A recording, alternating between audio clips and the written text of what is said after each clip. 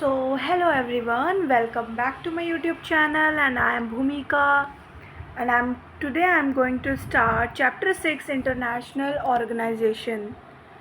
तो class 12th का ये चैप्टर 6 है, political science subject, first book है आपकी। पॉलिटिकल साइंस के दो पार्ट हैं, आप सबको पता ही होगा कि क्लास 12th में जो पॉलिटिकल साइंस सिविक्स जो बुक है उसके दो पार्ट्स हैं।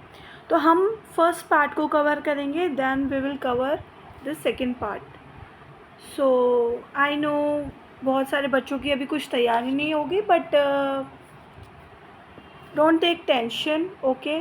कोई टेंशन लेने वाली बात नहीं है, आप सबको आराम से तैयारी करनी है। प्री बोर्ड्स कुछ दिन बाद प्री बोर्ड स्टार्ट हो जाएंगे, एंड देन फिर आपको फाइनली बोर्ड एग्ज़ाम देना है next year. So I hope कि तब तक हमारी बहुत अच्छे से प्रिपरेशन हो जाए, तैयारी हो जाए।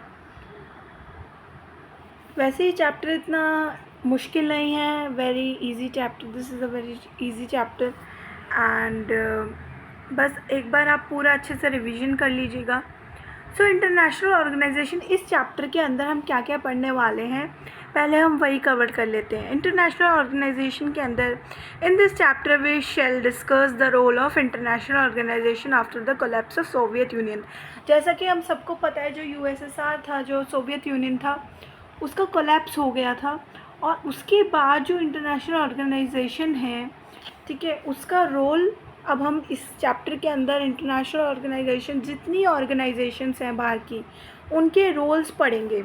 And we shall examine how in this emerging world there were calls for the restructuring of international organization to cope with various new challenges including the rise of US power। तो जैसा कि हम सबको पता है कि US एंड USSR दोनों ही super powers हैं, और सोवियत यूनियन के कोलैप्स से कैसे यूएस का जो पावर है वो बढ़ गया, कैसे वो और ज़्यादा राइज़ करने लगा, ये सारी बातें हम इसमें पढ़ेंगे। And the potential reform of the United Nation security council is an intersecting case of the reform process and its difficulties. We then turn to India's involvement in the UN. और इस चैप्टर के अंदर हम India का involvement भी पढ़ेंगे कि United nation के अंदर इंडिया ने क्या क्या चीज़ें करी, and it's view of security council reforms, और क्या व्यू रहा सिक्योरिटी काउंसिल रिफॉर्म्स का। The chapter closes by asking if the UN can play any role in dealing with a world dominated by one superpower. In this chapter, we also look at some other transnational organizations that are playing a crucial role। तो इस chapter में हम UN का important role पढ़ेंगे कि UN का क्या important role है कि वो एक सुपर पावर पूरे वर्ल्ड को डोमिनेट कर रही है, और साथ ही साथ इसके अंदर हम जो ट्रांसनेशनल ऑर्गेनाइजेशन है उसका क्रूशियल रोल पढ़ेंगे कि जो छोटी छोटी ऑर्गेनाइजेशंस होती हैं उनका क्या रोल है इसके अंदर। So I hope introduction is clear. So this is all about introduction. हमने अभी सिर्फ इंट्रोडक्शन पढ़ा है, एंड आप जैसे ये देख सकते हैं तो ये यूनाइटेड नेशन का लोगो है। ये United nation, this is the United Nations logo. The emblem has a world map with olive branches around it. और जो ये एम्बलम है बेसिकली ये वर्ल्ड मैप है, world map. The emblem has a world map, ये world map है, साथ इसके साथ साथ ऑलिव ब्रांचेस हैं। अब साइड में देख सकते हो कि इसके ऑलिव ब्रांचेस हैं, एंड सिग्निफाइंग वर्ल्ड पीस। तो बेसिकली यूनाइटेड नेशन किस लिए बना था, और वो बेसिकली बना था किस लिए बनाया गया था। क्वेश्चन आपके एग्ज़ाम में ज़रूर आ सकता है कि why do we need United Nation. So basically it was created just for peace, world peace, because हम जैसे पढ़ चुके हैं कि Soviet Union and USA were the two super powers, and the world was dominated by these super powers।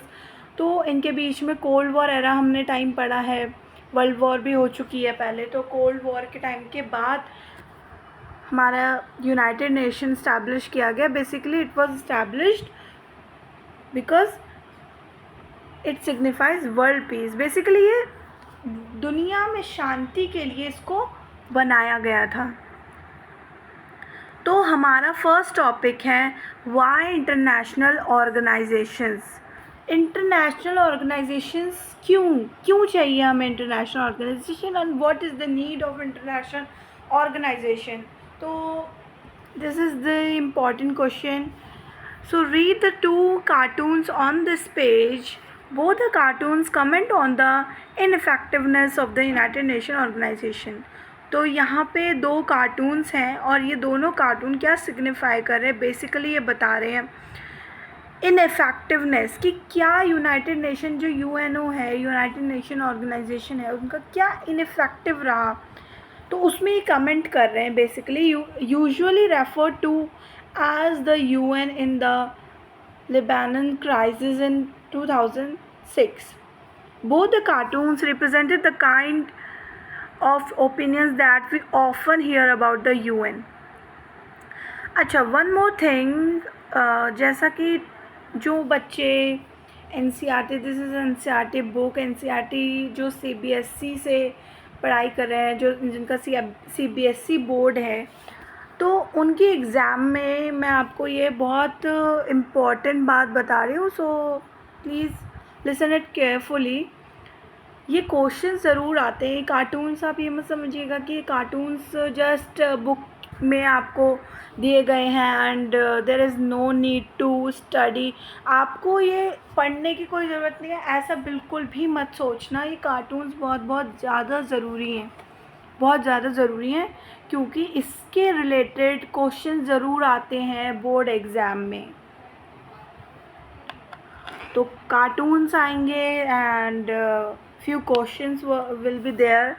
So questions घुमा फिरा के आ सकते हैं, बट अगर आपने कार्टून्स पे एक बार भी नज़र मारी होगी तो वो बहुत अच्छा होगा। ओके, तो अब हम अपने टॉपिक पे आ जाते हैं। On the other hand we also find that the UN is generally regarded as the most important international organisation. तो जो UN है बेसिकली उसको UN generally regarded as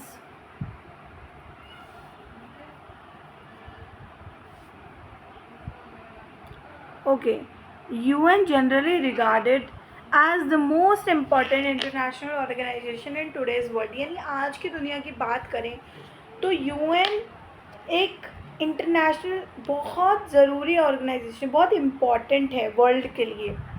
in the eyes of many people all over the world it is indispensable and represents the great hope of humanity for peace and progress, because the main agenda of UN, जब UN establish किया गया था तो उसका main agenda यही था और अभी भी यही एजेंडा है कि दुनिया में शांति बनी रहे, कोई लड़ाई झगड़ा ना हो, आपस में सब मिलजुल कर रहें।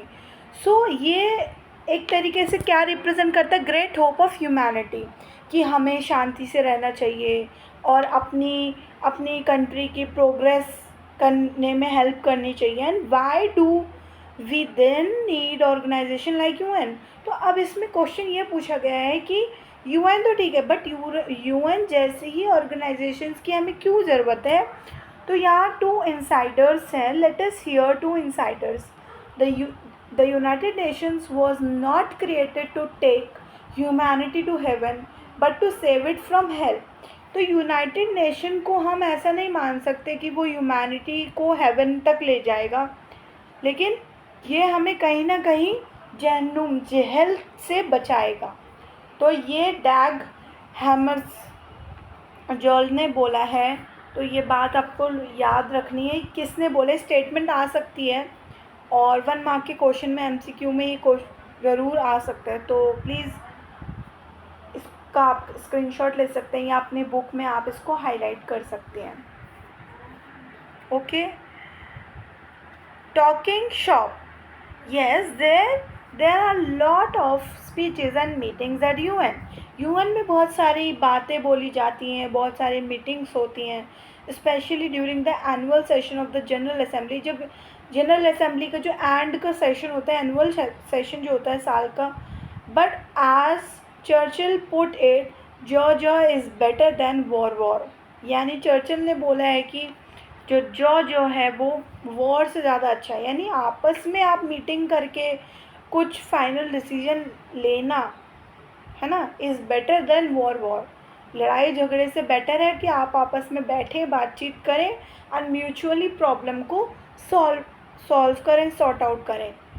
It is not it better to have one place where all countries in the world can get together, bore each other sometimes with their words rather than bore holes in each other on the battlefield.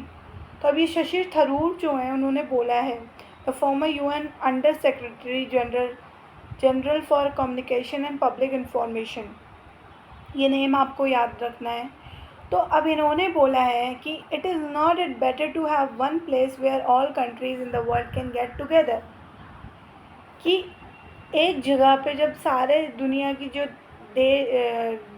जो world है उसकी जो countries है, देश हैं, सब आपस में बैठते हैं, bore each other some time with their words, कभी कभी वो अपने शब्दों के साथ बोर करते हैं और कभी कभी वो मतलब कई चीज़ों के साथ बोर हो जाते हैं. तो इन्होंने बोला है These two codes suggest something important. अब ये जो 2 कोड्स हमने पढ़े हैं वो हमें कुछ इम्पोर्टेंट बात बता रहे हैं कि जो इंटरनेशनल ऑर्गेनाइजेशन है are not the answer to everything. वो हर चीज़ का आंसर नहीं है, but they are important.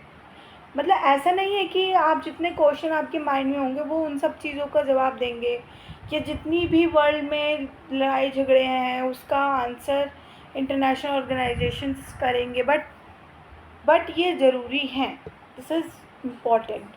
International organization help with matters of war and peace. तो इंटरनेशनल ऑर्गेनाइजेशन जैसे यूएन है, यूएन के जैसे ही अदर ऑर्गेनाइजेशंस भी हैं, तो वो ज़रूरी किस लिए है, क्योंकि वो वर्ल्ड में वॉर और पीस के मैटर्स में हेल्प करती हैं, उसको सॉर्ट आउट करती हैं, लड़ाई झगड़ों को ख़त्म करती हैं. They also help countries cooperate to make better living conditions for us all.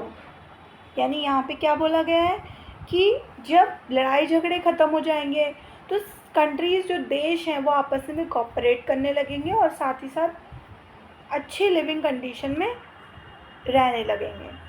Countries have conflicts and differences with each other. हम जानते हैं कि भाई इतने सारे देश हैं दुनिया के अंदर, तो कहीं ना कहीं कॉन्फ्लिक्ट हो जाता है, तनाव पैदा हो जाते हैं, लड़ाई झगड़ा हो जाता है.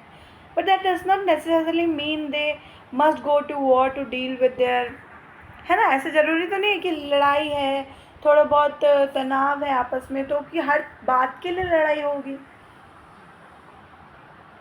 Antagonism, they can instead discuss contentious issues and find peaceful solution. अब ये इसमें बेसिकली जो इंटरनेशनल ऑर्गेनाइजेशन और यूएन है उसकी नीड क्यों है, क्योंकि बेसिकली ये आपस में क्या एजेंडा, मैंने वही बताया कि वर्ल्ड जो यूनाइटेड नेशन है उसका एजेंडा ही है वर्ल्ड पीस, दुनिया में शांति, है ना. तो ये हमें क्या सजेस्ट करते हैं कि आपस में बैठो, जिनकी भी आपस में कॉन्फ्लिक्ट हैं आपस में बैठिए, बातचीत करिए और प्रॉब्लम सॉल्व करिए. पीसफुल सोल्यूशन, कि आप फाइंड करो पीसफुल सोल्यूशन. ये नहीं है कि हर चीज़ के लिए war. Indeed even though this is rarely notice, most conflicts and differences are resolve without going to war.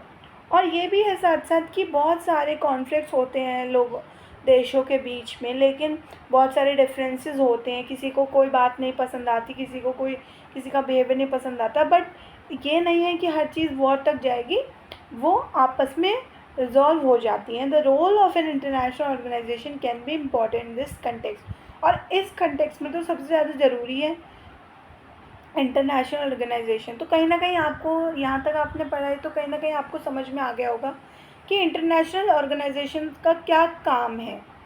N international organisation is not a super state with authority over its members. अब international organisation है वो एक super state नहीं है अपने authority के साथ अपने मेंबर्स के. It is created by and respond to state. Basically ये देशों ने मिलकर ही बनाया है, ये स्टेट्स ने बनाया है और ये स्टेट के को ही रिस्पॉन्ड करता है. It comes into being when states agree to its creation. Once created, it can help member states resolve their problems peacefully. यानी जो यूएन के या जो इंटरनेशनल ऑर्गेनाइजेशन के जो मेंबर स्टेट है, तो ये उनकी मदद करता है कि वो जो भी प्रॉब्लम फेस कर रहे हैं, जो भी परेशानियां फेस कर रहे हैं, उसका वो पीसफुली सल्यूशन निकालें.